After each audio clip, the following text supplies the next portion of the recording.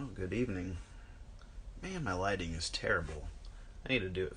I need to figure something out to do with my lighting here. um.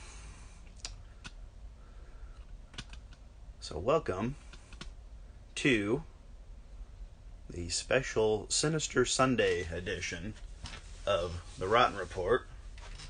I am here today with a special guest known in the form of Aunt Donna from the band Kissing Candice, and it looks like he's already here. Actually, he/she, Joey Simpson.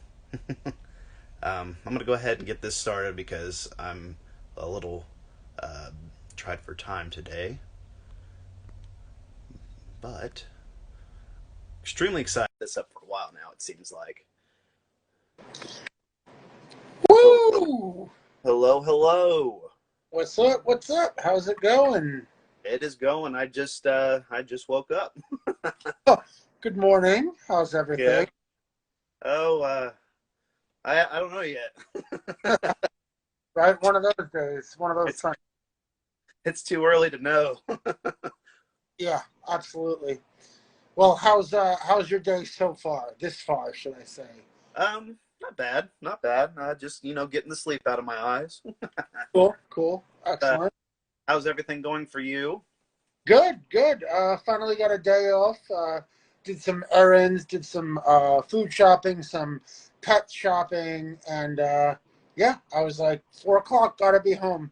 Gotta have my chores on hold for Sunday. So yeah, we are. There you go. It sounds like a full day so far. Yeah, yeah, absolutely. Lots going on. It seems like we've been trying to put this thing together for a while now. Yeah, yeah. I'm actually glad that we got to actually come through with it and make it happen. It's great. I've been following your shit and I see it growing progressively. Your guests, so I'm like, all right, let's do this shit. Let's do this. Well, I appreciate you following it and keeping track of what I've been up to. Of course, yeah, yeah, absolutely. I mean, in the horror community and then in the whole horror world, we're like the same person. We enjoy the same shit. So it's like, why not do a hangout and just chit chat and talk about cool shit. Exactly. It's like that's what's so great about the horror community and whatnot. It's like we're all it's one big happy family. Most of us, anyway. Oh yes, I was gonna say most of us, but for the most part, we all share that common ground, which is excellent. Absolutely, because I mean, you'll have those horror fans out there that are a little more, um, not as I guess friendly. They're a little more uptight, a little more. Absolutely. It's hard to describe. You have that set of horror fans out there that are they kind of make a bad name for horror fans sometimes. Oh yeah, absolutely, 100%. And I get that too with the music side of fans, and you just got to kind of weed through it and kind of get rid of I like to call the bullshit, Yeah, and just kind of enjoy the company of good people and good conversation, and that's all I'm after at the end of the day is just good people, good conversations, good horror movies, good music, exactly. little things in life. Of course. I mean, with the little bad out there, there's also a lot of good. So that's the nice thing about it. Absolutely, 100%. I couldn't agree more. So let's go ahead and get started because Sunday and I do have other things going on, but obviously I wanted to make some time for this, of course. Which I appreciate. Yeah, yeah. Let's dive into it. Let's get going. So let's talk about because you've been doing Aunt Donna for quite a while now, with Kissing Candice and everything like that. And so where did the idea where did she come from? How long have you been portraying, and like where did the idea come from basically? So pretty much, I mean, when Kissing Candice started, it was always gonna and I formed the band. I'm the founding member of it, and I always wanted to be horror, like theatrical based, like heavily driven. So when I finally rounded up a full band, we used to do makeup. We used to do blood. We used to do bruises, makeup. Which was awesome if you look back at earlier pictures, like we looked great, but the problem with that was by the second song when we played live, we would start to sweat it off. So by the end of the set, we really wouldn't look awesome anymore, I want to say. You know what I'm saying? So one of the practices that we had, Dreamer, the guitar player, brought those just like Party City Clear impersonator masks. He brought those. We kind of just, I think there was like 6 or 7 different ones, and we all kind of just grabbed one and we put them on during practice, and it kind of just worked out. We're like, wow, this is pretty cool. So I remember a couple of weeks later, we decided we were going to do a photo shoot, and we got all bloodied up, and we were like, let's do some with the blood, and then let's put the masks on and do some with that, and we'll release them, and we'll see how the people, you know, and the fans at the time, the smaller fan base that we had growing, would take to it. So, you know, we did that. We did the photo shoot. We released the photos, and there was about 95% of people that were like, wow, this is fucking creepy. It's something out of a horror movie. Of course, we get the bite back of the Slipknot, the mushroom head, the, you know, the bullshit, but that's fine. Whatever. Call us what you want. And when we really hit the, you know, the music scene with the masks and we were doing the touring, we were like, okay, cool. Like, it's working. Let's take this to the next level. So we all started to contact different mask makers and different people that made masks. I went with CFX, which was the crispy doll, the white one. That was my first my first silicone mask, and there was really nothing custom about it except for the fact that I had them put the brand on the forehead. It was a female fitted mask, so it was so tight to my face that it almost distorted the original like layout of the mask, you know, like the nose was pushed down and the mouth was super stretched, which worked out because it was fucking really, really weird. So I knew after that mask cycle that I wanted to get more creepy and more weird. So I reached out to Connor DeLess, who sculpts for Trick or Treat Studios, and he made my last mask before this one for the Safe Word album cycle.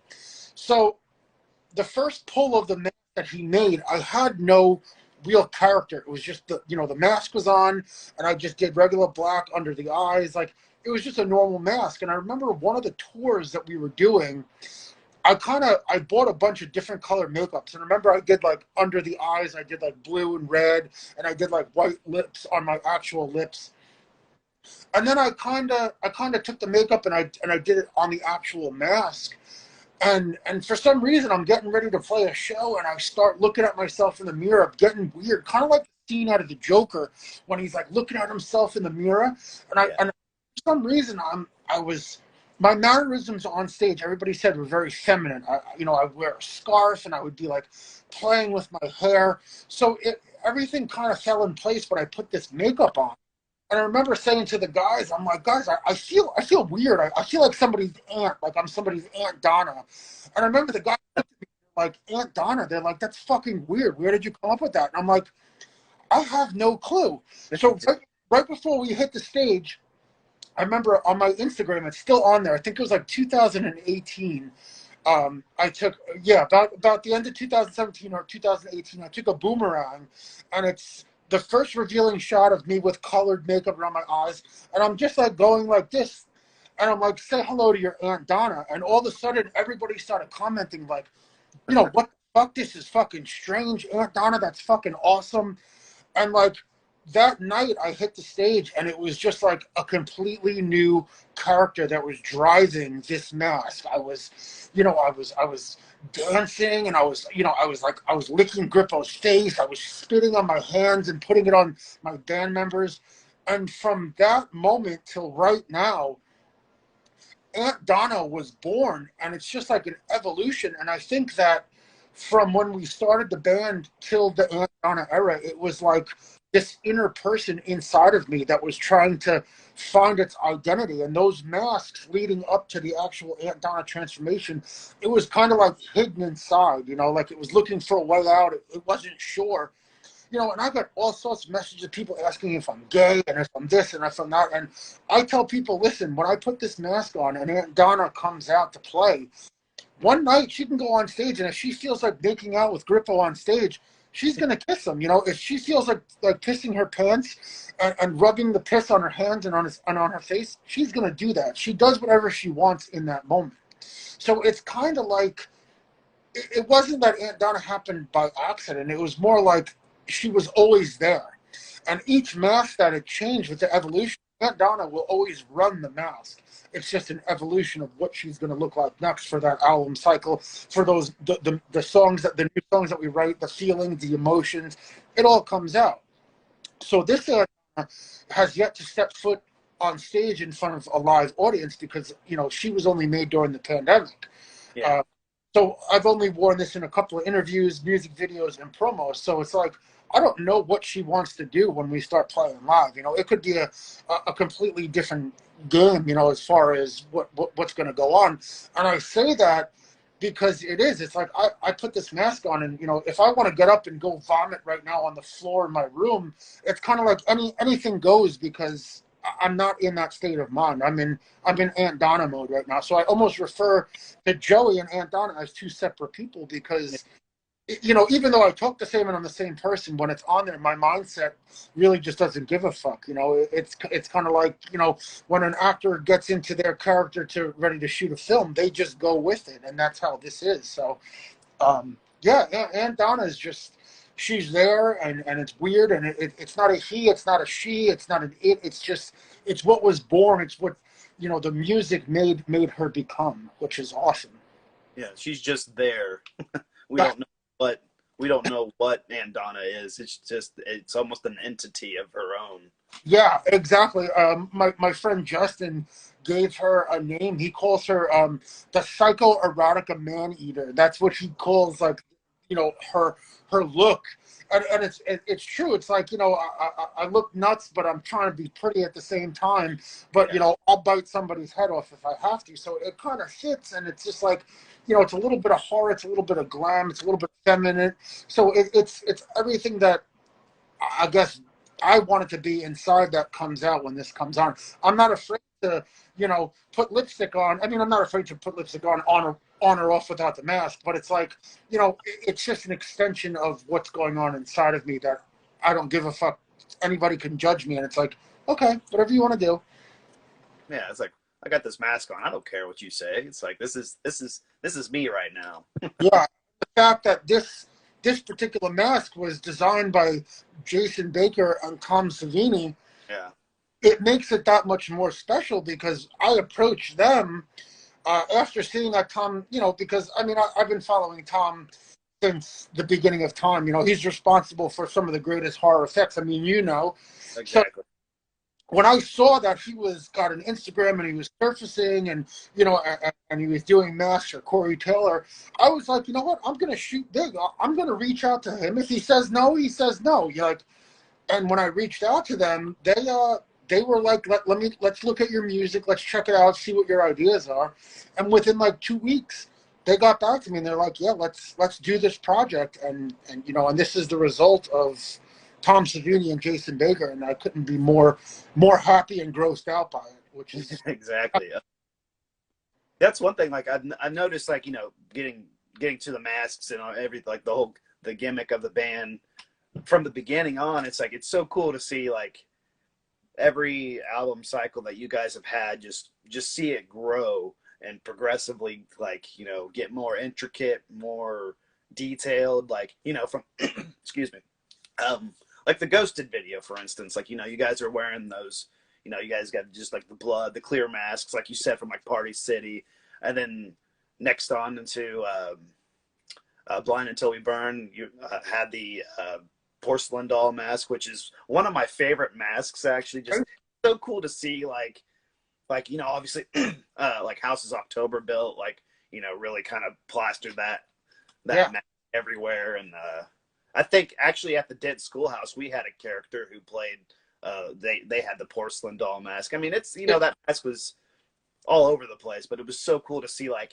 you know, somebody in a band, you know, portraying that. Yeah, building a character off that, and you know, it wasn't quite Aunt Donna yet, but, you know, that you know, like I said, that was the footsteps to lead up to it, and it was like that mask needed to happen in order for me to get to where I am now. So it's like, you know, it's just it's a constant evolution, and, you know, a lot of people love to you wear a mask, you automatically fall into you want to be Slipknot. Not at all. Like I say this all the time, I don't want to be Slipknot. I love them, but I don't want to be them. I want to be in the category with them. I want to carry the torch for mass bands that are doing it right, that are actually putting, time and effort, and they care about the image. So it's like, I don't want to be anybody else but Kissing Candice, but Aunt Donna. Like you need to change with the music. Like like Slipknot, they evolve their music, their mask, everything. You have to do that. It's not because we want to do it because they do it. It's you have to. You can't be the same person you were from one album to the other. You're not thinking the same. You're not writing the same. Why are you going to look the same? Then it gets stale. You got to keep it.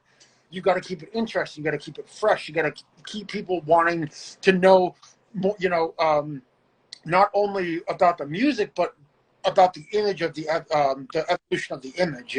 Why is Aunt Donna growing? Why is Grippo's mask staying the same but getting more exaggerated? Like, what's the story behind them? So, we have to change. It's not that we're doing it just to be cool and be like, oh, look, we're like all these other bands that change album cycles. And no, we change album cycle, we change our mask. That's just the nature. Everything in life evolves and grows up and gets better or worse. Exactly. That's how it has to be. That's really cool. Like like you said, like I remember the first time I saw you guys, it was Mayhem Festival. I'm pretty sure it was the last Mayhem Festival. Yep. The first thing that comes to mind, it's like that wasn't my first thing that came to mind when I saw you guys perform. It's like a lot of people say, "Oh, Slipknot wannabes." It's like that was that's what different. Like you got people that have that mindset, and it's like I get it. I get where they're coming from. It's like because they're wearing masks. It's like it's like Slipknot kind of originated the whole band with masks thing, but it's like they're not the only ones. It's like people act like they're the only ones that can do it. And it's like that's not fair, for people with their like you guys and your creativity. Like you can tell there's so much creativity when it comes to designing your stuff. Obviously, with the evolution of your guys' character, like yours, Grips, Dreamers. Yep. I mean, even Pax. Like he's got that Plague Doctor mask, but I mean, it's still evolved over time. Yes, it was. On Mayhem Fest, that was his first tour, his first set of shows with us. So he really didn't have a place. So he just wore that gas mask. But it was like he knew once he was going to join the band that he needed to grow. Like he needed to evolve with the band, where it's not just like, okay, I'm drumming for you guys, I'm going to stick with it. The Plague mask, that's what he felt connected to. It's true. Like, again, I don't want to reference Slipknot all the time, but, it's kind of like you don't just walk in and say, oh, I want to build a character from that. You have to have some sort of connection with the character that you want to build so it makes sense. So you're not just looking like a guy in a mask. You have to be that person that you want to be. That's why Aunt Donna takes over. And it's like, I have friends, I'll be hanging out with before a show when we play a home show, and I'll put this mask on, and they're like, you're not the same fucking person. Like, when you're on stage, I would never picture you in 1,000 years to piss your fucking pants and then stomp around in it. But that's where I separate showtime and then, the Joey time and showtime, which you have to do because that's it. There's so many talented bands out there that take the stage in T-shirt and jeans, and they stand there and they shred with their guitars, and they're amazingly talented, but it's not a show. Yeah. We want to put on the shows that, like the Rob Zombie, like his production, his live show is insane. So it's like we take all of our elements, all of our influences, and we channel it through Kissing Candice. But at the end of the day, we give them our show. We don't want to give them anybody else's show. Yeah, there's something that truly unique about it because it's like you were saying with like when you put on a mask, it's like you become a different person. I think that's just that's. I mean, I myself, like, Halloween time when I worked at a haunted house, it's like you put on a makeup, you put on a mask, you feel different and you feel that persona or whatever it is you are. Like, I played a zombie at the Dent Schoolhouse, and it's like as soon as I put that mask on, it's like I instantly feel like, like eating somebody.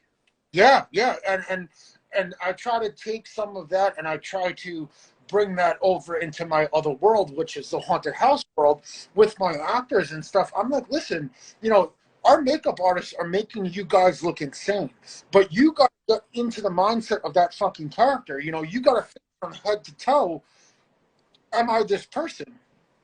I'll never forget, quick story. So it was a couple years back. It was when we just started coming into the mask era. We played a home show here in Long Island, and we opened up for Mushroom Head. And I remember Stitch, the keyboardist. Yeah. He's very big into the haunt world. He does an awesome haunted house over in Cleveland. Yes. It's a Chippewa slaughterhouse. Fucking really, really sick haunted house. It's actually in an old slaughterhouse. Oh, very cool. I remember he watched the band, and then after the show, never meeting him, he came up to me and he was talking to me, and he grabs my wrist and he goes, "Remember this?" He's like, "Monsters don't wear wristbands." And I was like, "What?" And he goes, "You see this? You know how the band get like out of get wristbands like orange or green, so the staff knows you're in a band, whatever it is." Yeah. He's like, "Let me ask you this." He's like, "You're on stage." He's like, "You look fucking scary. You look mean. You're fucking, you're killing it." He's like, "And there's photographers there taking pictures." He's like, the green bracelet that you're wearing kills the character. It kills the immersion. He's like, "So think of it that way. Monsters, demons, killers." He's like, you don't want to wreck that image by having a bright green fucking wristband on when you're all bloody. Like, that just looks amateur. Yeah. And that thought has stuck with me since then. And every show, when we get together right before we walk on stage, one of us will look at everybody and go, "Monsters don't wear wristbands," just to do a check to make sure, nobody's got a wristband on, nobody's got their tour laminate on, because we don't want to kill. We spend all this money and time on masks and outfits, and it could literally kill the immersion if you're wearing Nike shoes, or if you're wearing, if your chain is sticking out of your shirt. So it's like, you got to put 110% into that character, and that drifts over to the haunt world, where it's just like, okay, once you guys are in the haunted house, leave your fucking phones in the dressing room, because the last thing that somebody wants to see is them walk into your room waiting to get scared, and you're in the corner on your phone and the light is glowing in your face, or you're, take a sip of your water when you have a second. Don't let people walk in the room and see you drinking a Dasani fucking bottle of water. It kills the immersion. So I learned that from Mushroom Head, from Stitch, and I take that with me from then till now. And even when I'm getting dressed, I make sure, okay, are my eyes all painted? Am I, when I'm in the mode, are my hands painted? Do I have my Apple Watch on? Like, because you don't want to ruin the immersion, because then it ruins the experience for somebody that's, looking forward to seeing your character. Then it's like, oh, he's wearing, he's wearing fucking Yeezys on stage, but he's in blood. It's like, no, you gotta have that, that 100% to your character. So I'm very big on that. And the whole band, like, we're always just like, all right, monsters wearing wristbands? No, we're all good. Okay, let's go. Like, that's it. That's how it's gotta be. Yeah, absolutely. I feel like it's like at a convention, for instance, like if you're wearing like this, you pay top dollar for these, to make these cosplays and stuff, and then like always make sure you maybe you've got sleeves or something to cover up those wristbands, because that's the unfortunate thing when it comes to like conventions and stuff like that. You basically have to wear them almost, otherwise, it's like, yeah.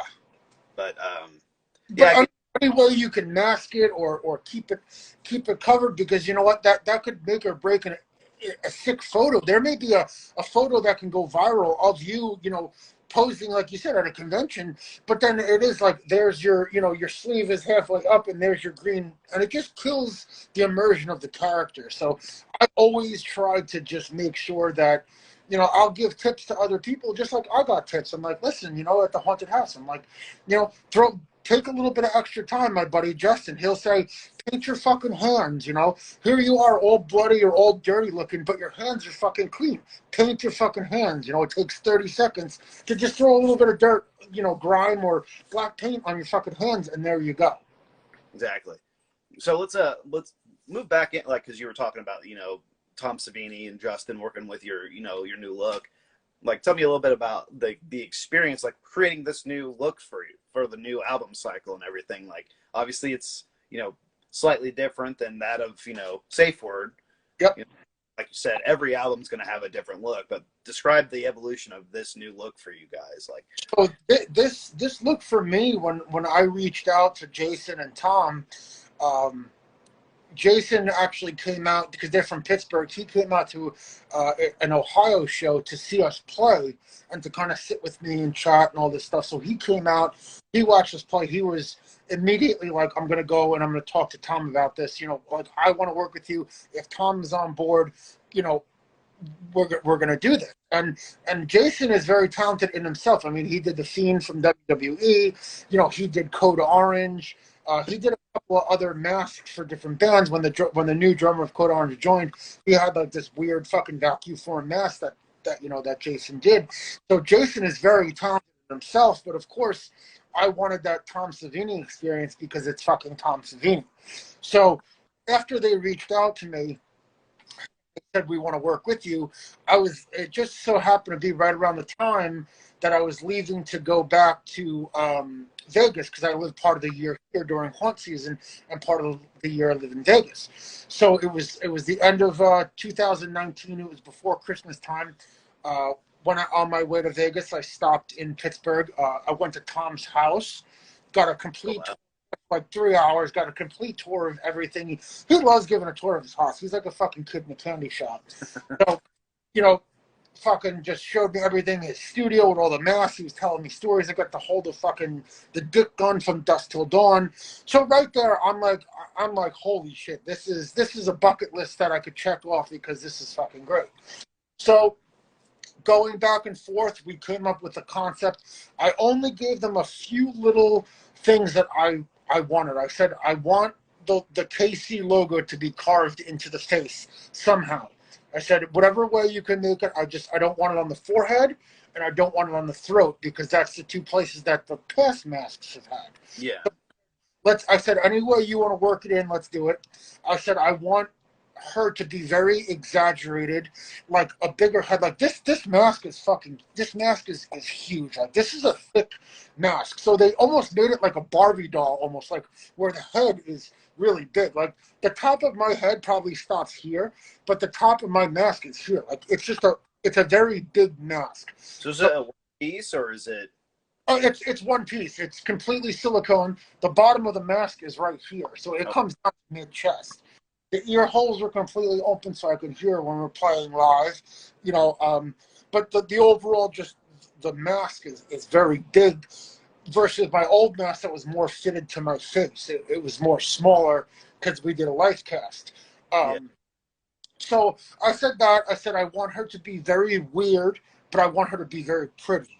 So I gave them a couple of reference photos, Cher, Mick Jagger, Marilyn Manson. I was like, just pull inspiration. I don't want to look like them, but pull inspiration. Yeah, exactly. So I remember I was back in Vegas and they sent me a couple of photos of the sculpt, and I was like, absolutely yes, 100% keep going. So they made this mask, and then they made an exact variant of this mask, but with a completely different paint job, which I haven't revealed to the public yet.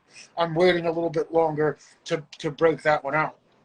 But I said I don't want to see any of these masks until they're done. Like don't show them any more progress pics. I want to be surprised. So a couple of months later, like maybe not even 2 months later, they called me up and they're like, the masks are done. Is there any way you can get to Pittsburgh to try them on? We'll fit them, you know, just make sure if you have to make any alterations. Because at this point, Corona wasn't really a thing. This was only like late January, early February.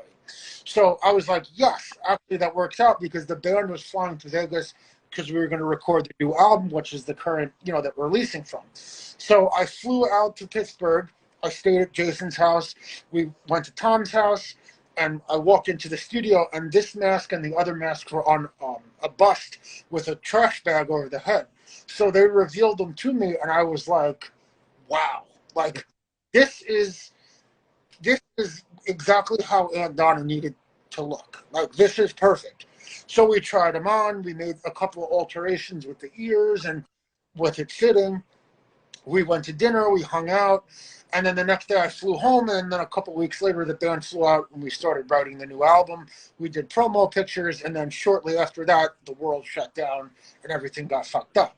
But it was great because the vision that Connor saw with the safe word Aunt Donna was completely different than what Tom and Jason saw. So it was so good that I didn't go with the same mask maker, not because I didn't like Connor. I love Connor's work. It was just that he made that Aunt Donna who she was, and it was time to go to the next, to the next evolution, the next mask maker.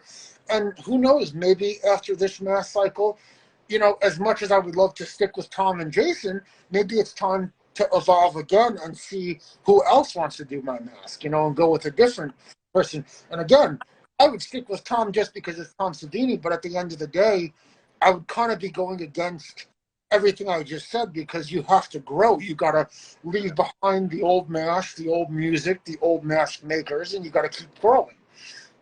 So maybe I'll have them make, a different variation of a press mask for me or something. But as far as another Aunt Donna, who knows? But if it needs to be an evolution, I need to evolve and keep going. But they knocked it out of the park. She's creepy. She's weird. She's pretty. And beautiful.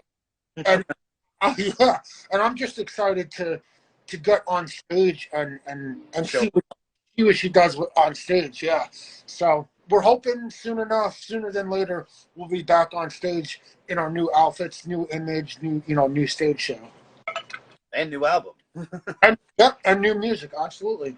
Yeah, because there's always room to grow. I mean, with the trick or treat studios, for instance. I mean, you have Justin Mabry, you have Christopher Nelson, for crying out loud. I mean, he's done some incredible work. He helped design the new Halloween mask and everything. So I mean, there's always there's talented people in the mask making community. Absolutely. Really like, holy shit, and again, I like to see the vibes of people, of what they can do, their past work. If it's, because I can't go to someone that specializes in making aliens and then say, hey, make me, a woman. You know what I'm saying? Yeah. It's got to be the right fit. But so far, everybody that I've gone to and worked with has nailed exactly what I'm looking for and more. It's like, there it is. That's the new Aunt Donna, and then the outfit falls in place and everything just kind of stacks up, but you build it off of the mask, which is amazing. Exactly. So let's dive in a little bit to the new music. Let's talk about you guys just released a new single the other day. I think the video was released, what was it, Thursday or Wednesday or Thursday?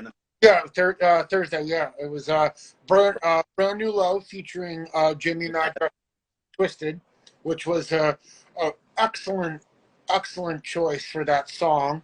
It was definitely a great track. It was a lot of fun because it was good to you had your verse, you had this chorus, then he comes in and it just it makes it something pretty magical. Tell me how working with Jamie, how that experience was creating. Oh yeah, it was great. I mean, when we wrote the track, we left that part open. We're like, you know what, we should get a guest to do this. And we were, going through people that we know or we could ask. And I think it was Grippo that said, this part could be really, really cool. Instead of making it, just getting a typical metal, guest doing an aggressive part, he's like, why don't we get somebody that could make it flowy and create and super creative? Why don't we ask, the Twiztid guys? And us being close with Twiztid, it was like a no-brainer. So we hit them up and we said, hey, here's the song and here's the empty part. You can do the flow however you want, and you can do the lyrics however you want. So he listened to it and he's like, absolutely. He's like, let's do this. And I think it was only a couple of weeks later he sent what he did, and it was just like, that part was meant to be. Like when he sent what you hear that he sent us, we didn't send it back and say, oh, could you change this? Or, oh, the lyrics don't make sense. We told him the song is about being washed up, about about being at the bottom of the barrel, and but not in like such a negative way. It's just like just being washed up, feeling washed up. Whether you're overweight, or your girlfriend broke up with you, or you just feel like your day's getting so worse and you stubbed your toe and it can't get any worse. Like we said, to make it fun, it's not in like a negative way at all. So he took those lyrics, he wrote those, and it was just like, there it is. Like the song just fit. Anybody else, I don't think we would have gotten such a smooth transition from my part and Dreamer's part to his. Yeah, you definitely found the right person that comes when it comes to flow, for sure. Jamie Madrox is, he's a one of a kind. Like he's that I'd love to sit down and interview him, but those guys are kind of hard to get a hold of. They are, and he's such a cool guy. Again, when he's Jamie Madrox and when he's just Jamie, because he loves horror, he loves toys, he loves collectibles. Like, so we like had. that. Yeah, he's another one of us. When he's not in Twiztid mode, he's just like us. He loves talking about, everything from A to B when it comes to conventions and shit. So it was very easy to work with him on that. He understands the band. He understands the music. He understands, when we said keep it positive, but he still kept it kind of sinister with the lyrics. So it was like, wow, this worked out really well. Like, much love, much respect for him. Everything worked out. Even when we reached out and we said, we're going to do a video for it, we know you can't get out here, but can you film, yourself doing the part? And he's like, absolutely, give me a couple weeks and I'll do it. And again, he sent it over, and our editing guy, Zab, our director that directed the video, he made it all work, and it was like a seamless fucking loop. And it worked out too, because with this video, we didn't do our normal like cinematography kind of like storyline, heavily weird or gross, like Tapeworm with the worms or the shit with the girls, in Raise Her. We wanted to focus more on the band's image and the energy that we give off. So that video is pretty much us inside the haunt that I run before we set it up. It's just a big empty warehouse. We set up all of our production stuff as if we were playing a live show, and we just played. We played the fucking song, and he just filmed us and edited it really well, and that's what it came out to be. And I love it. I'm super proud of the video. Definitely, it's definitely a little more, a little more raw than like, that of, your theatrical videos. And I think that's what really sets that song apart from, the other two. It just makes it a little more, its own thing. And then to see Jamie added to the mix, it just definitely made it, its own monster. And I think that's what made that video so great, because you basically just get to see you guys, doing our thing. Like we're literally playing a show. Like, what I'm saying? Like, if we were to play that song live, like, that's how we'd be, out of fucking control, headbanging, jumping around. Those lights are programmed to the song. So if you see us live, those lights are lights on stage. Like, we hooked it up. Actually, the drummer for Twiztid, Draven, he does all of their show programming of their lights. So I hired him, and he does all of our songs, programs the shows. So when we were doing this song, I sent him the track and said, program, a show to it, because not only are we going to use it live when we play, but we're going to use the video. So all of those lights and everything, that's real programming that we would use for the show. So it just worked out. The vibe was great. And Zab, the director, that was the first time we were working with him. He's our buddy. We love him, but we brought his style on that video, and that's what also set it apart. Rather than when we work with Tom Flynn, who is a genius, and he's very cinematographer. Everything with him is clean and smooth, and very, very detailed. With, like you said, with this video, it's very raw. Like, you're just getting a raw performance, headbanging, just not giving a fuck. And exactly, this video needed, that kind of vibe to it. And the cool thing is, not a lot of people know this, but in that video, the ego box that I'm standing on, that's actually a huge hydraulic lift that lifts up about 8 feet in the air. I got it from Josh Balls, the ex keyboardist. Like, that was his keyboard rig. That's when they fucking played arena shows. He had his whole keyboard rig on it. I'm super close with him. I remember he had it, and I called him up and I said, dude, let me buy that fucking keyboard rig off you. And he was like, oh no, I'm so attached to it. I love it. I'm like, listen, it's going to a good home and it's going, to a good cause. So back and forth, I went out to his church because he lives in a church in Pennsylvania, and we loaded it in the back of my truck. I took it home. I modified it. But yeah, that thing is a fucking huge lift that lifts up about 8 feet and it spins 180 degrees. It's controlled by foot pedals. It's pretty much what Clown from Slipknot had his original drums on. Like, it's built like that. It's like a scissor lift. The thing is a fucking monster. So if you rewatch the video, you'll notice that in some shots, I'm going up and down and I'm really high above the band. That's not an effect. That's me going up and down on the fucking lift. So it was cool because I'm going to be using that at our bigger live shows as well. Like, that's going to be incorporated. So it was cool to bring that and bust that out for the video, because we haven't played live yet. But yeah, that's a real lift. I'm really 8-9 feet in the air on that fucking lift. The thing is out of control. It's pretty crazy. Like, I noticed that a little bit. Like, I'll have to go back and rewatch the video now that you say that and, look out for that. But that's definitely really cool to think that's like, oh, that'd be almost a tad bit frightening, actually. It is. When I first hooked it up, he was like, listen, like, this thing is meant to lift, me and keyboards and lighting on it. He's like, so it goes up and down. You got to hit these foot switches that make it go 180 degrees and then back. So it took me a little bit to get used to, which I was fucking around with it. And then the day of the shoot, here I am in this mask, these platform boots, and I'm up on this thing, and I'm trying to, rock out and stay in character and hit the foot switches, and then, kind of have my body work with the up and down motion of the lift. So here I am trying to do like 10 things at one time. So some of the takes, the lift goes up, and I'm like, whoa, like down. Yeah. But overall, it's just another element for our live show.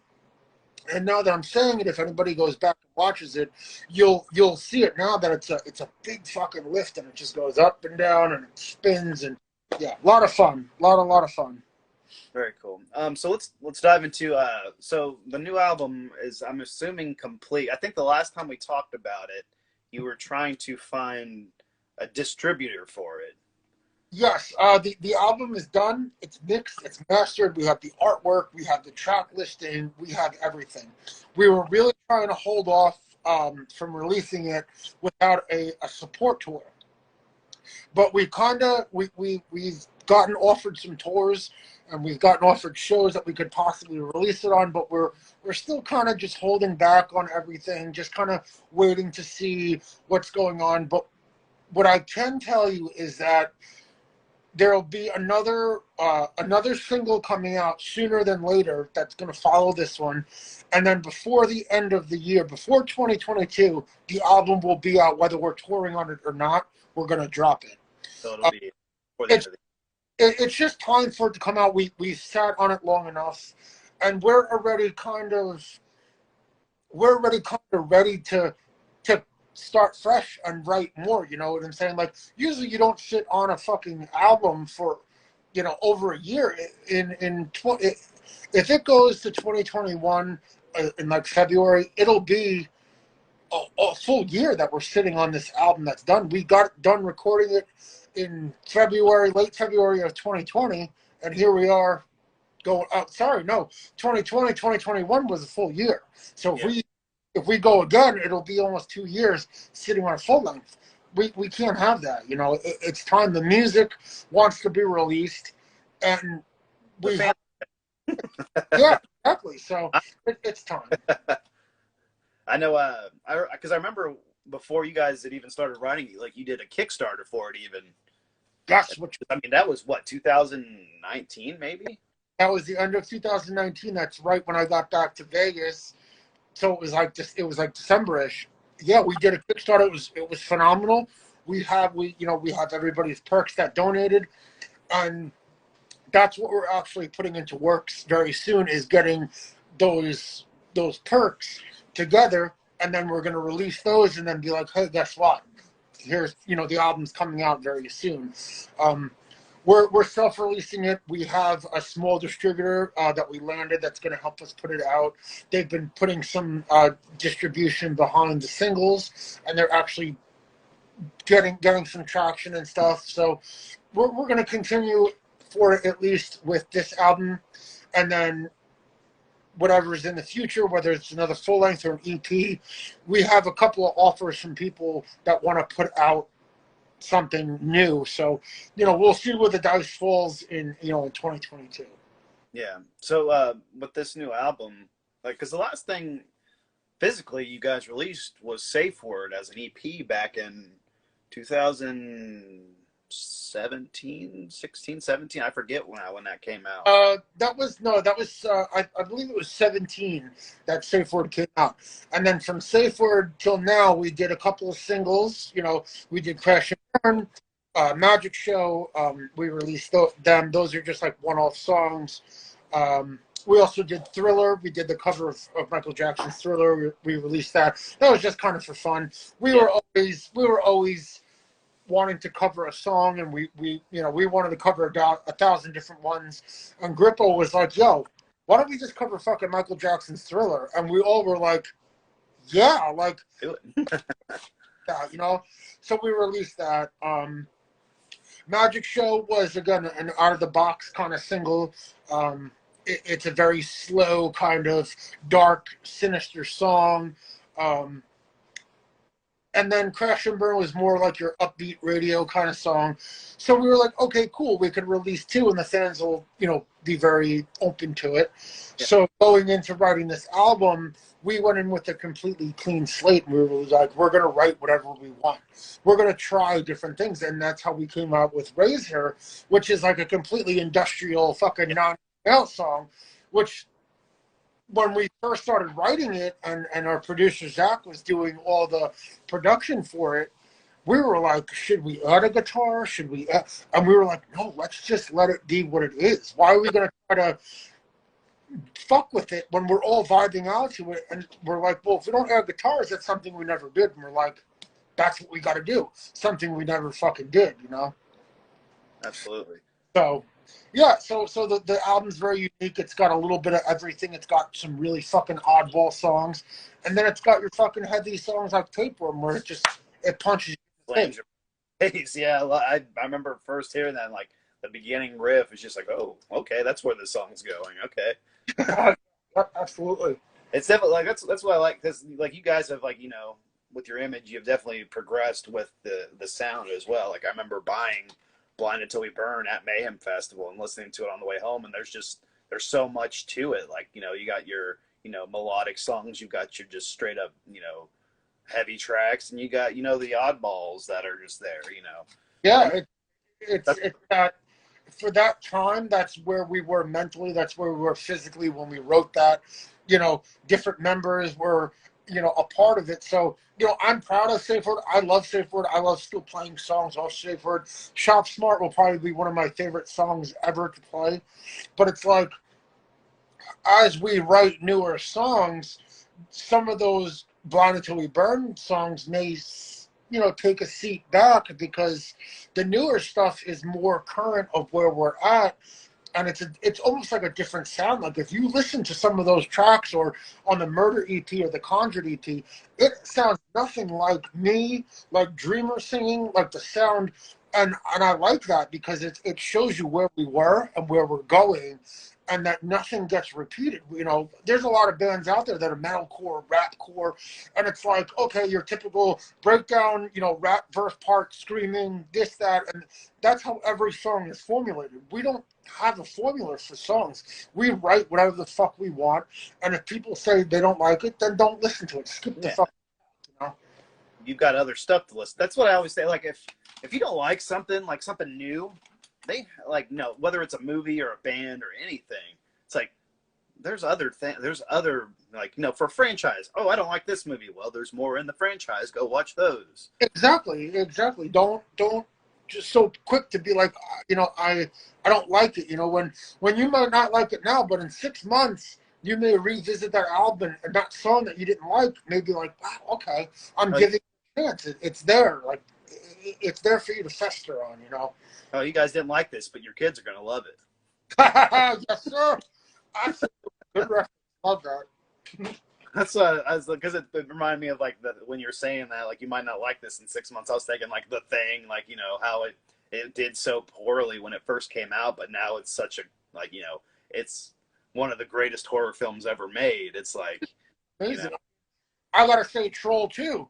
Troll 2 is a fucking horrible movie, and I remember as a kid seeing it on like USA Up All Night, which was like a local like TV station thing around the New York area that would play horror movies at like 2 in the morning till 6 in the morning, and Troll 2, and I would always be like, oh, this is stupid. And then growing up, I would revisit the movie, and I'm like, this is so bad that it's good. And then later, here we are writing a fucking song about it called Neobog, which is my favorite fucking song, and we keep it anytime we play a live show. That song is in the fucking set, and we usually close the set with that song. And even though that was written in 2013 and it sounds like a hardcore song, it doesn't matter because the song is still fucking badass. And the fact that it's about trolls and the movie Troll 2 makes it that much better. Exactly. Like it's just that fucking good. So moving on, I want to tackle this before I take off here. I want to chat with you about your haunt. Actually. Yes. It's here in New York. It's called Schmitt Farm Haunted House. They've been up and running for 20-something years now. The farm itself with the haunt. I started there 15 years ago as an actor, just acting, and I went from being the chainsaw guy at the end. And then the old managers and GMs noticed that I had like more of a personality, so then I became the door greeter at the door, greeting people and giving the rules and things like that. And then they also noticed that I had just a creative mind for horror and for makeup stuff. So I started giving the makeup girl a hand doing blood stuff like that. And then they were like, "Well, why don't you come down some of the nights during the builds? Because our haunt, we start building it over the summer, and then we open in October, and then in November we take the entire haunt down. All the walls go on pallets. We have to run all the lighting, the audio. We have to prop it every year. So every year it's different. That's the benefit of taking it down and putting it up, because every year our haunt is different. It's never the same haunt ever. The pain in the ass part is that it takes 3 months to put up, because you're literally building from scratch. We do all the blueprints, and then we put all the walls up, and then all the audio, all the lighting, the cameras, everything goes up, and everything comes down. So, yeah. So they invited me down, for the build, and they noticed that I really liked it, and I became part of the build crew for 5 or 6 years. And then in 2019, one of the general managers was relieved of his duty, and myself and my friend Scott, we were approached by the owners and saying, would you guys like to take over as the managers and designing it and getting a build crew of your own? And we were like, yeah, let's do it. So 2020, COVID, we were up and running. It was one of the best years the haunt was. Unfortunately, a pain in the balls, but the haunt itself was the best. And the old GM and the old build crew, they were older, very like in their late 40s. They were kind of, I don't want to bash anybody, but it was like outdated. Like they need fresh people, fresh minds, fresh ideas. So this year we're on track to to have fucking awesome, and I'm doing a proper walkthrough video because I want everybody to see our haunt. You know, I want everybody to see the time and the effort and the cool shit that's coming out of my mind, coming out of the build team. So this year I will be posting a proper walkthrough of it so people could see what I'm doing when I'm not doing this. But yeah, we're a 2-attraction haunted house. We have a haunted house and a corn maze, a haunted corn trail, which is fucking badass in itself. Gotta love that. It's definitely, you can't have Halloween without corn mazes. It's a completely different vibe than the haunted house, and I think after all these years, I can say that the reason why the corn is so creepy, it's because you're walking through corn stalks. Like the only thing above you is the sky. Like, you know, it's very real. It's not like we're like, okay, I'm in the haunted house, I'm in a building. You know, you're outside. You know, the natural breeze of the wind blowing rustles the corn. So it's like even when I'm setting up at night and I'm doing the lighting and I'm in there by myself and it's just a windy night, like it's fucking creepy. Like you know, the snapping of corn, it brushing against each other, like it's like, okay, this is pretty fucking scary.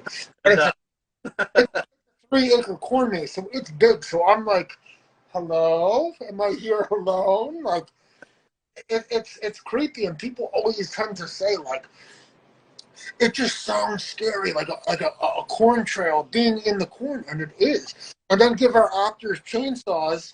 And there you go, you know, and they come bursting out of the fucking corn. Oh. You know, so it's very expecting, like you don't know what's going to happen. You don't.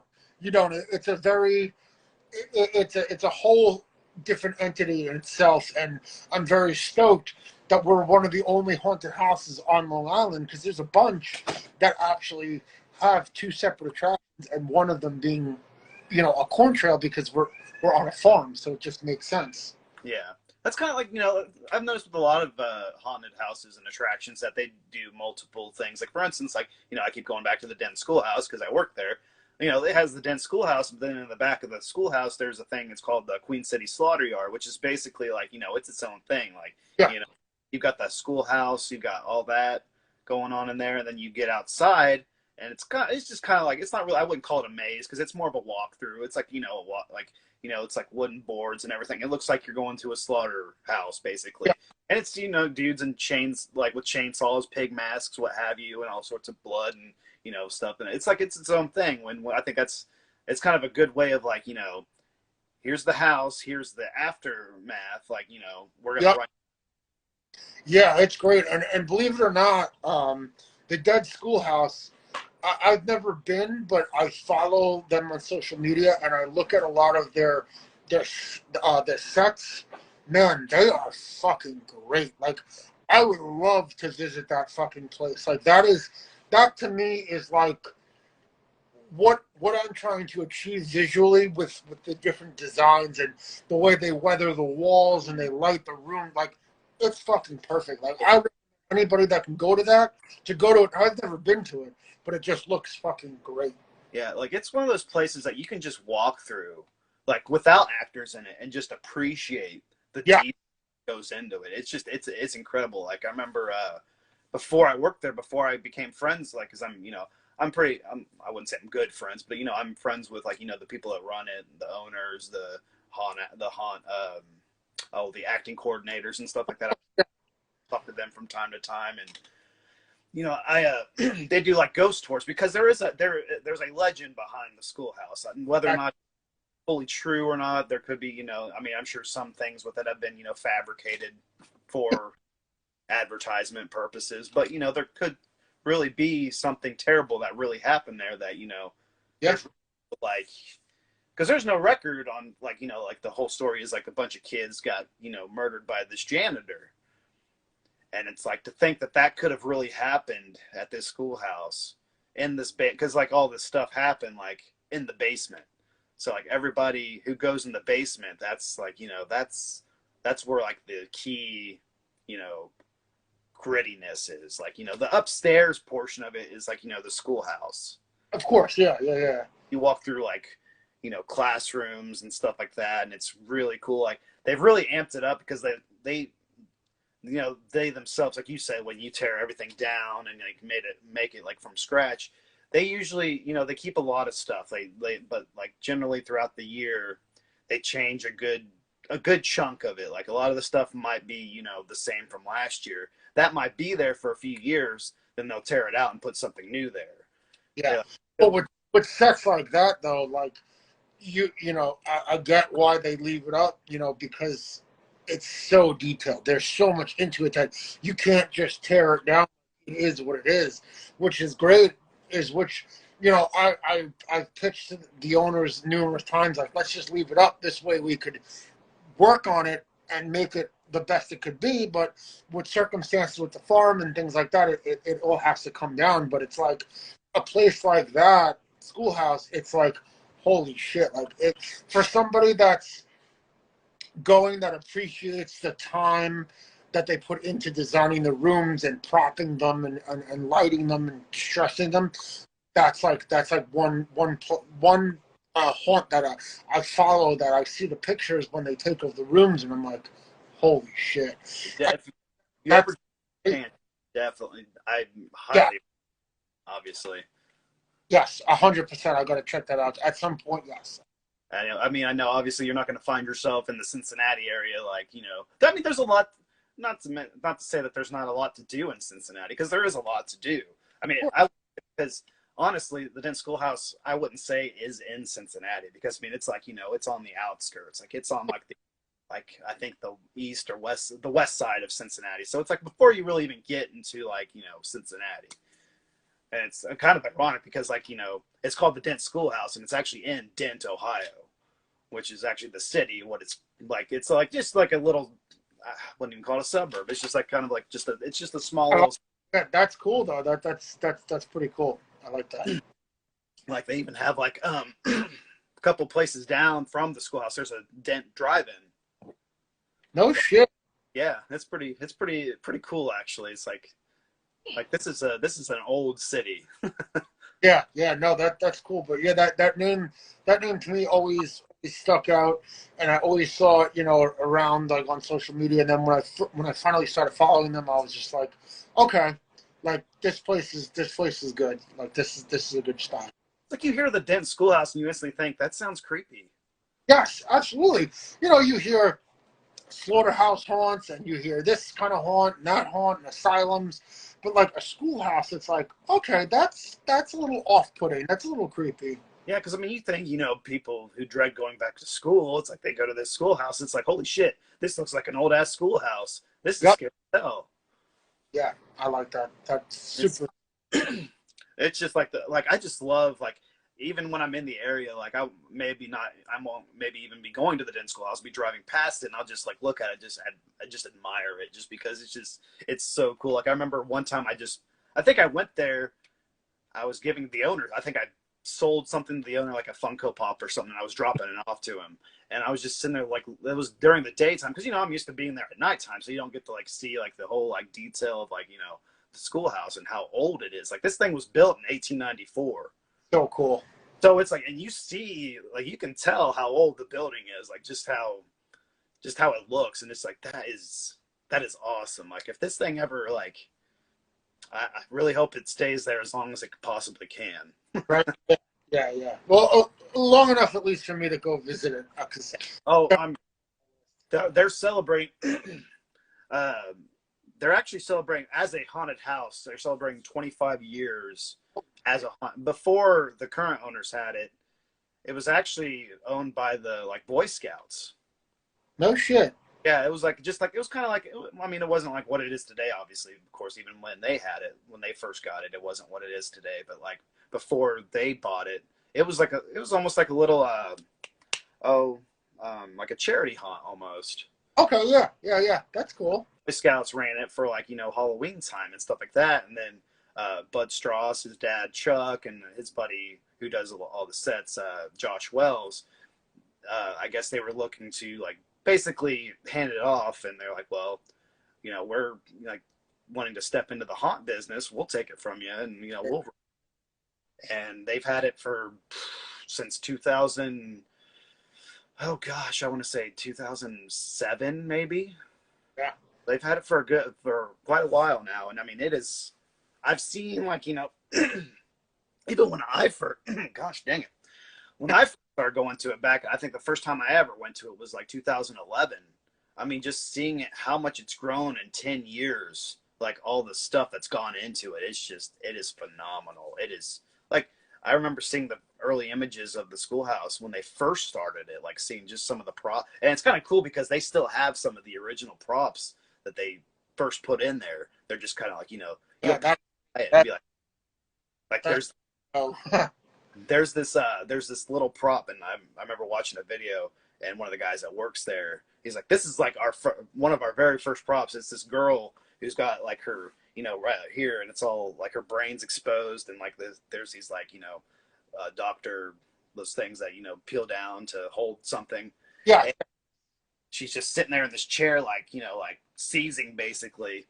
And that's still there. I'm like, that's cool to think that that's like one of the very first props that they ever like, still had.